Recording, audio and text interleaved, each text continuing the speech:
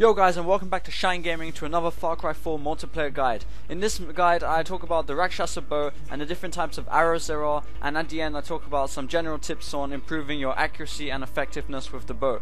So first of all, the different types of arrows there are. There's the explosive arrow, the fire arrow, the blink arrow, spread arrow, and swarm arrow. So there's 5 different ones. So the first arrow we're going to talk about is the explosive arrow, and this is basically like a grenade at the end of the arrow which basically explodes on impact. So as you fire it, I don't think I'm going to get him, but it basically explodes like that. So closer range one is here. So yeah, it pretty much kills on hit for, or if they're very close. And a very good application is cars, which I'm going to show you right now, thanks to this guy. Cars, it kills them instantly. Oh wait, it's meant to kill them instantly. Oh, if it's on the front, it will kill them instantly, I think. So the next arrow I'm going to talk about is the fire arrow. What this does is basically sets fire to the area you shoot for 8 seconds. So if you shoot here, it will set fire for 8 seconds and it won't spread. And the amount of damage it does is, as you can see, it damages like that. But the Golden Path people do get armor. I mean, they can buy some armor, so that might change it. So a good application of the fire arrow is, for example, if you're playing propaganda and you're Rakshasa and you need to defend one of the stations, a good way of defending it is basically shooting a fire arrow at the underneath. So as soon as the Golden Path come to try and arm it, they basically burn like this, and they're forced to walk away. So the next arrow I'm going to talk about is the blink arrow. This basically just teleports you to wherever you're firing. So if you fire, for example, you can fire in the sky and then start wingsuiting it like this. Whoa, that was quite low. But you can also use it to get onto bell towers quickly, as I have in my another video I did about 4 epic ways of getting to a bell tower. So that's really good uses, and to get to outposts really quickly. Like let's say if there's one there, you can just do this and then wingsuit it. And then this is like if you're playing propaganda, there's usually an outpost here. And then oh, we've destroyed it. Alright. And then yeah, that's that. The next arrow I'm going to talk about is the spread arrow. And what this does is basically it fires them in a volley if you just firing normally like that, in like you can see a horizontal line. And if you hold it down and then hold on to right click, it'll basically concentrate the arrows into one spot like that. Now in terms of the damage model of the spread arrow, I'm not really sure how it works. I did have footage of shooting someone with it, but it didn't kill them in one hit, but that may have been because they had armor on. And the thing is, like, I don't usually use it that much because a normal arrow does kill in one hit, and if they have armor and it's 2 hits, it's pretty much the same as spread arrow.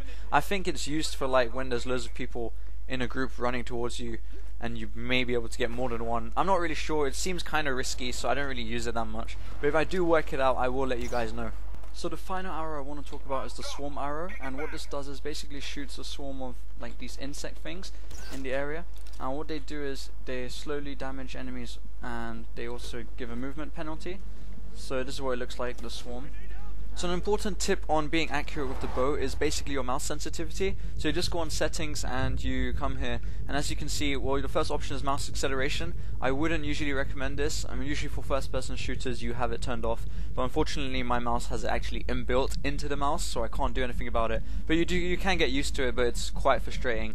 And if you do choose to use mouse acceleration, you can change the value of it here, but I usually don't touch that. And this is where you can change the look sensitivity, which is basically mouse sensitivity, and I really recommend trying to find one that suits you, because this will make a massive difference in your accuracy and how you aim. So just play around with it until you find one that suits you best. So basically, in terms of being accurate with the bow, we've got the mouse sensitivity, but we also got just basically practice makes perfect. I mean, it's just like any other first person shooter game.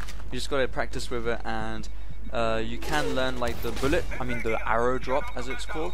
The arrow drop it's not that bad actually. Like, it goes pretty straight. You'd only have, like, for long distances you'd only have to like shoot a bit higher than where they are. I mean, like medium distances, that is. But like for really long distances you might have to like kind of go really high up to like snipe it. But usually you won't really use it in that scenario. For close range it's pretty accurate. You just aim straight at them, one shot kill most of the time if they haven't got armor.